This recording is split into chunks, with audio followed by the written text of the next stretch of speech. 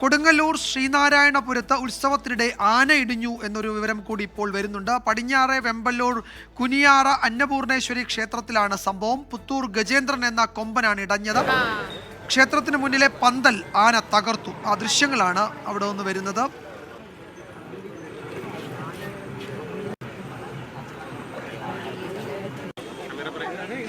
അജീഷ് ജയകുമാർ വിവരങ്ങൾ നൽകും. അജീഷ്, ഈ ഇടഞ്ഞ ആനയെ തളയ്ക്കാൻ കഴിഞ്ഞോ?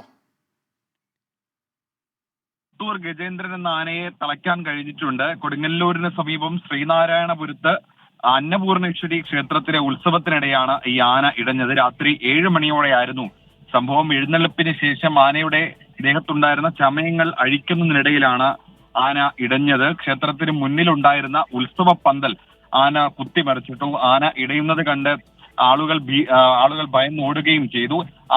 ഒപ്പം തന്നെ ഈ ആന അധികം അക്രമമൊന്നും കാണിക്കുന്നതിന് മുമ്പേ തന്നെ പാപ്പാന്മാർ ക്ഷേത്ര വളപ്പിലുള്ള ഒരു മരത്തിൽ ആനയെ തളച്ചു. മതിലകം പോലീസ് ഈ സ്ഥലത്തുണ്ടായിരുന്നു. മറ്റ് നാശനഷ്ടങ്ങളൊന്നും ഉണ്ടാക്കിയിട്ടില്ല. ആനയെ തളച്ചു എന്നാണ് അജീഷ് ജയകുമാർ റിപ്പോർട്ട് ചെയ്യുന്നത്. തൃശ്ശൂരിൽ നിന്ന് കാര്യമായ നാശനഷ്ടമൊന്നും ഉണ്ടായിട്ടില്ല എന്നൊരാശ്വാസം കൂടിയുണ്ട്.